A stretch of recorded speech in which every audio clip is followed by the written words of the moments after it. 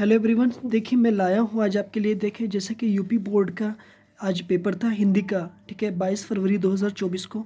और 801 एचएफ मेरे पास ही सेट है। तो हिंदी के लिए आपको देखो जैसे कि 3 घंटे 15 मिनट मिले थे। और आपका जो एग्ज़ाम था वो 8 साढ़े 8 बजे से शुरू था। तो इसका मतलब ये 70 मार्क्स का आपका पेपर था। और 70 मार्क्स में से ये डिवाइड है दो पार्ट्स में। नंबर एक पार्ट पार्ट आपका ए, पार्ट बी। पार्ट ए और पार्ट बी में, पार्ट ए में आपके ऑब्जेक्टिव टाइप के क्वेश्चंस होंगे, जबकि पार्ट बी में जो है ना आपके रिटर्न एग्जाम्स होंगे। रिटर्न यानी कि आपको लिखित रूप में देने होंगे। यानी इट मीन्स ये हुआ कि 20 क्वेश्चंस तो आपके ऑब्जेक्टिव टाइप के होंगे जिस जो OMR में फिल किए, और जबकि 50 क्वेश्चंस आपके जो है वो रिटर्न एग्जाम में होंगे। तो देखो पहला क्वेश्चन है आज की वीडियो का, जैसे कि आचार्य रामचंद्र शुक्ल प्रसिद्ध हैं। तो सबसे पहली बात है कि देखो आचार्य रामचंद्र शुक्ल जो है वो आलोचना साहित्य के लिए प्रसिद्ध है। गोदान जो है ना वो उपन्यास के लेखक कौन है? तो देखिए गोदान के जो लेखक हैं वो हैं एक तरह से मुंशी प्रेमचंद। नीड़ का निर्माण फिर के लेखक कौन है? वो है हरिवंश राय बच्चन। और झूठा सच उपन्यास के लेखक हैं यशपाल।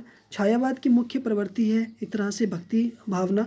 कलम का सिपाही जीवनी के लेखक कौन है? वो है मुंशी प्रेमचंद। घनानंद किस काव्य धारा की कवि हैं? तो देख एक तरह से ना आधुनिक काल में भी हो सकता है, बट आप मुझे कमेंट में ज़रूर सेंड करेंगे।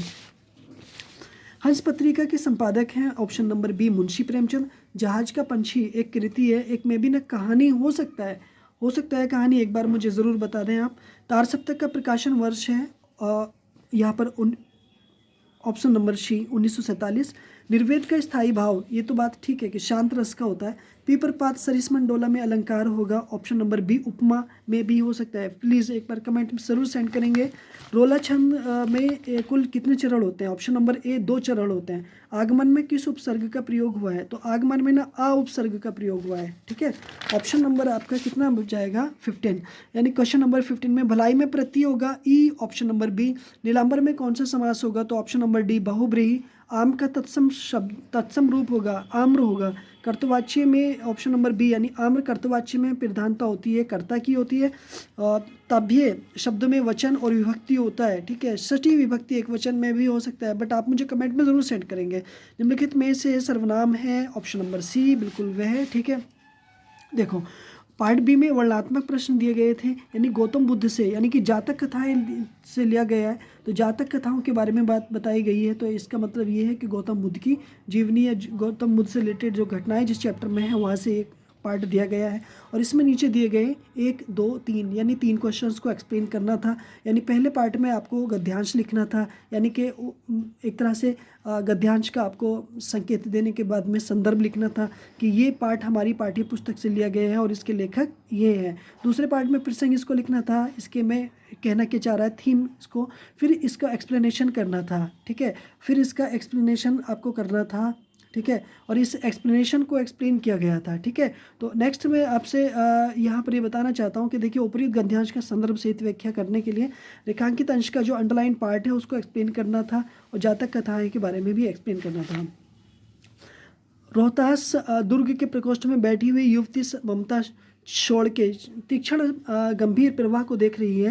यानी इस पार्ट में से जैसे कि अथवा में दे रखा है तो सिर्फ एक ही करना था, दोनों में से दोनों नहीं करने थे। तो इसमें भी 3 क्वेश्चन दिए गए थे। ऊपरी गद्यांश के संदर्भ से व्याख्या कीजिए, रेखांकित अंश को एक्सप्लेन कीजिएगा, और गद्यांश के आधार पर संसार में तुच्छ निराश्रय प्राणी कौन है उसके बारे में बताना था। तो मुझे उम्मीद है कि यहाँ पर सिर्फ आपने एक किया होगा और अच्छे से किया होगा, ठीक है। देखो पद्यांश पे बात कर लेते हैं। जैसे गद्यांश आया था वैसे ही पद्यांश आया था। तो अति सुनी सुंदर बेन सुधारस साने सयानी है जानकी जानी भली। तो तिरछी करी नैन दे सैन तिन्हें समझाओ कछु मुस्काई चली। तुलसी ते ही औसरता है, ठीक है, औसरता है, ठीक है। तुलसी ते ही औसरता है सबे अवलोकित लोचन लाऊ अली। अनुराग तड़ाग में भानु उदय, ठीक है। विंगसी मनु मुंजल कुंज कली। तो उपयुक्त पद्यांश का संदर्भ लिखिएगा, रेखांकित अंश की व्याख्या कीजिएगा। अनुराग तड़ाग तथा मनु मंजल कंज कली में कौन सा अलंकार है, ठीक है। तो सच्चा प्रेम वही है जिसकी तृप्ति आत्मबलि पर हो निर्भर। त्याग बिना निष्प्राण प्रेम है, करो प्रेम पर निप्राण निछावर। देश प्रेम वह पुण्य क्षेत्र है, अमल असीम तस्य विलासित। आत्मा के विकास में जिसमें मनुष्यता होती है विकसित। ऊपर के पद्यांश के शीर्षक एवं कवि का नाम लिखिएगा, रेखांकित अंश की व्याख्या कीजिएगा, और प्रस्तुत पद्यांश में किसके प्रेम पर प्राण निछावर करने की बात कही गई है। तो यहाँ पे भी 3 क्वेश्चन, लेकिन अथवा में दे रखा था तो सिर्फ एक ही करना था, दोनों नहीं करने थे। क्वेश्चन नंबर थर्ड में मैं जाऊंगा तो देखो दो पार्ट दे रखे हैं यहाँ पे भी, और इनमें से एक को हिंदी में एक्सप्लेन करना था। तो देखो ऊपर वाला जो पार्ट है ना वो तो वाराणसी से आया है, और दूसरा वाला जो है वो भारतीय संस्कृति से आया है। तो दोनों ही इजी थे, आपने किए होंगे आई होप।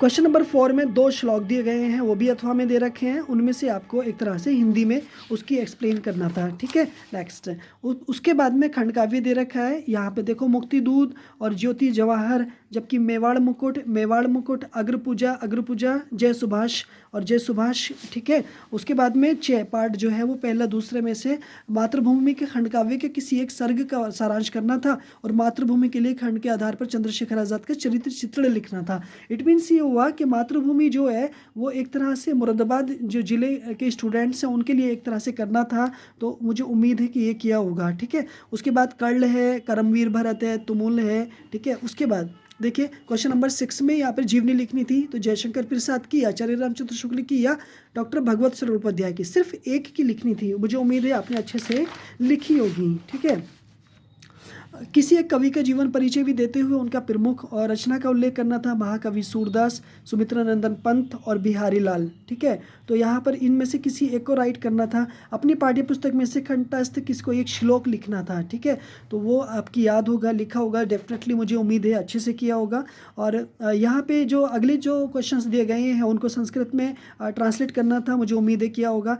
किसी एक विषय पर निबंध भी लिखना था, जैसे पर्यावरण संरक्षण, साहित्य और समाज, मेरी प्रिय पुस्तक, और नारी सशक्तिकरण और विज्ञान की उपयोगिता। तो मुझे उम्मीद है आप अच्छे से करके आए होंगे। और आगे यहाँ पर देखते हैं कि एक पत्र लिखना था अपने प्रिय मित्र को, और रेलवे के महाप्रबंधक को भी एक शिकायती पत्र लिखना था जिसमें टिकट निरीक्षक द्वारा अभद्र व्यवहार करने का उल्लेख किया गया है। मुझे उम्मीद है इसी तरह से मेरा ये सारे क्वेश्चंस आपको अच्छे समझ आए होंगे, और मुझे उम्मीद है जैसा भी पेपर गया आपका अच्छा गया होगा। लेकिन नेक्स्ट क्वेश्चन है आपका साइंस का, तो उसके लिए जुट जाइएगा, और ऐसे ही कंप्लीट वीडियोज़ देखने के लिए आप हमें ज़रूर ज्वाइन करें। ठीक है, और आप हमारे वीडियोस ये आएंगे, हम सारे क्वेश्चंस एक्सप्लेन करेंगे। तो मिलता हूँ मैं आपसे नेक्स्ट वीडियो में, तब तक के लिए बाय बाय।